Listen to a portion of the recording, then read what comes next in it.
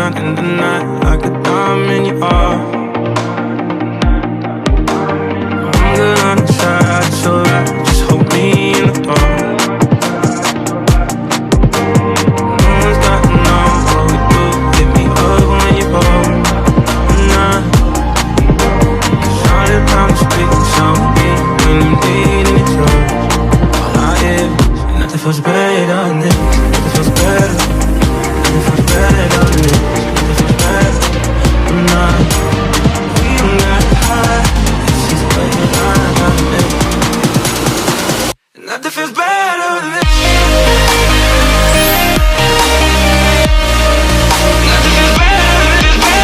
Good morning, guys. I am currently on week 2 of my mini cut and I'm just about to make myself some breakfast. I hope you enjoyed watching my little morning routine, which is something that I don't do every single morning. If I'm in a hurry or I don't have time or I need the extra sleep, I might only do the meditation or only do the yoga or only do the water and lime and salt.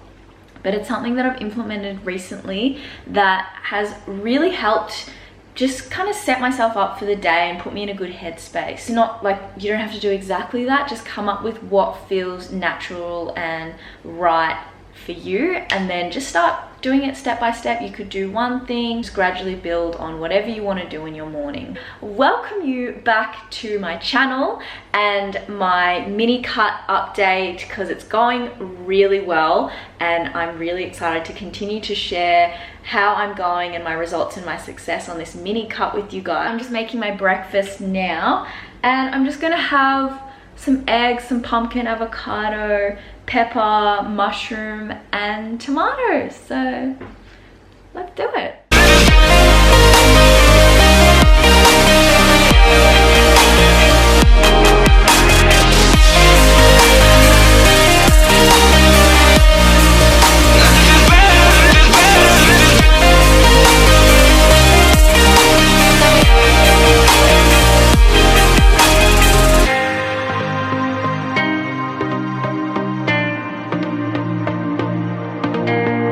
Say we're just friends, but I swear when nobody's around, keep my eye around your neck, we connect. Are you feeling it now? Cause I am. I got so high than that, let it back from my feet and the ground. Oh yeah, back against the wall, this is all we've been talking about. Okay, I've just arrived at the gym. I'm gonna go smash out my sesh. It is squats, cable-seated rows, deadlifts, bench presses, and then a few little accessory machine finishes. And I'm finishing every workout with sled sprints just to really drive that metabolic stress and elicit the stress response that I'm after to increase my caloric expenditure. So I'm gonna go get that done now. And I also prepared my lunch, which I'm going to eat at a cafe once I've finished training. I'm procrastinating because I don't want to go train because it's going to be hard and it's really hot, but anyway, I'm gonna like just listen to some real gangster rap to get me pumped up to get this session done. So let's do it. Talking about my head, nothing feels better than this. Nothing feels better.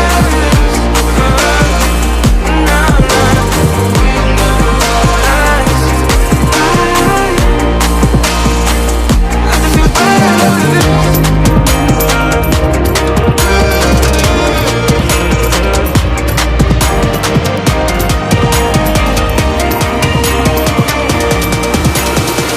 Nothing feels better than this.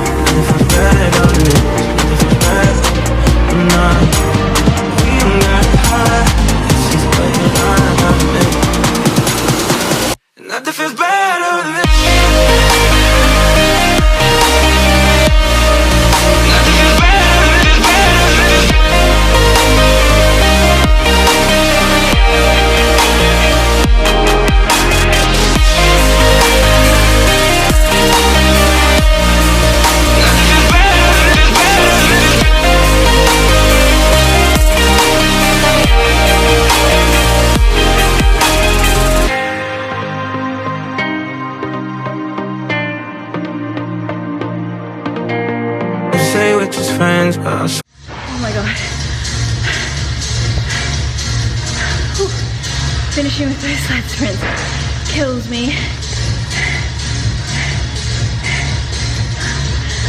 That's how sweaty I am right now. I don't really sweat when I train, so I know when I'm sweating, it's been one of those hectic fat burner workouts that are just like high volume, high reps, high intensity, still pushing as heavy as I can with my weights.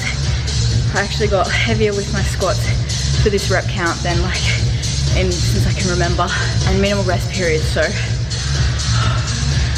just gonna go and drink heaps of water now. I'm dead. I love doing these little like wrapping up the video with a little chat from me to kind of explain what you've seen me get up to in the day.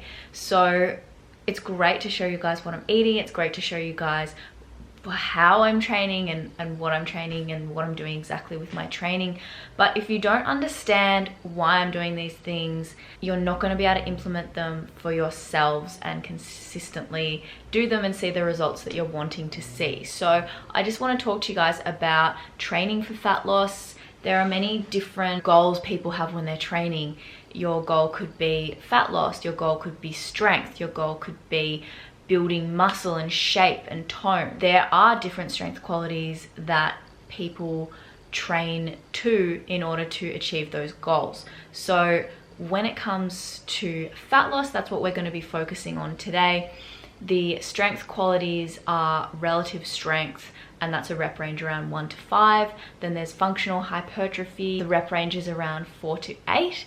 Then we have hypertrophy, rep ranges around 8 to 15. And then we've got strength endurance, which is fat loss, which is around 15 to 30, even lower than that. So with the fat loss program and how I program when I put my programs together for my clients and my girls, is the focus being fat loss. I want to have a lot of exercises in there. The reason we do this is the more exercises we have gives us greater ability to mobilize the fat out of our stored energy, giving us a better chance to oxidize the fat. So we do this through a range of supersets, trisets, giant sets, volume in your training, higher reps, shorter rest periods. So upper lower supersets are really good for this. So when I'm programming, I typically use a GBC for the first phase, which is a German body composition style of training. And what that is hitting every plane of the body. For instance, you would hit front, lower, back, upper, back, lower, front, upper. I think I got that right. My brain's working on overtime. For example, you would do a anterior lower movement, something like a squat to hit your quads, and then you'd flip to the upper body in the superset for the A2, and that would be your back, so the opposing plane, and it would be an upper back movement. And then for the B series, you flip it, so you go back to lower body, you hit the posterior chain, so the back, so hamstrings could be a Romanian deadlift, and then you come back to the up and you flip the plane, so you'd be hitting chest. So the goal of fat loss training is basically to mobilize as many fatty acids as we can and increase our caloric expenditure, or the energy that we're burning in a session. So you don't want to be training for hours. It's just like a 45 to 60 minute session, typically the one that I just did. And what you'd be doing is inhibiting your adrenaline and your cortisol. You want to drive these up to create a stress response, because this helps to mobilize those fatty acids. So what this style of training does, and working in those rep ranges, is it improves the mitochondrial density, increases your stress hormones, the ability to mobilize the fatty acids, and that equals more caloric expenditure. Therefore, you're in your deficit because of your nutrition, so you're eating in whatever the deficit may be. For me at the moment, it's a 25% deficit, but then you're further increasing the size of that deficit and your ability and rate of fat loss by further increasing it through energy expenditure with your training, and then your steps and your cardio that you're doing as a whole package. So these are the kinds of things that I think about when I'm writing my programs for my girls. And when I wrote the Lean Out program, my goal was fat loss focused, but also building muscle. So that's why you've got the two phases. The first is more of like a full body, insufficient rest periods, and then the second phase, you have less exercises and more ability to focus on moving more weight with a combination of rep ranges in there. So you're going to build your strength and you're also going to be losing fat. So they're kind of the key principles that you work with. There's a lot more you can consider in terms of rest periods, time under tension, achieved through tempo. Obviously, the key, there's like a hierarchy of fat loss here. Nutrition is paramount. Your training, whether you're getting good sleep, your stress, managing all of your lifestyle factors really plays a huge role. In terms of my cardio, my goal is to 3 or 4 30-minute low intensity steady state cardios for the first phase. If I don't get those in, I'll just make sure I get more steps, and then in the second phase I'll probably introduce some HIIT or hybrid, but I'll talk to you guys about that. I'm just gonna really be monitoring how my body's going and how I'm responding to the deficit. I'm already responding really well. I'm down 1.6 kilos, which is 3.5 pounds. So I have gone from my starting weight 61.1 kilos to, which was 134.7 pounds, and I'm now down to 59.5 kilos, which is 131 pounds. So it's going very well. It's only been a week.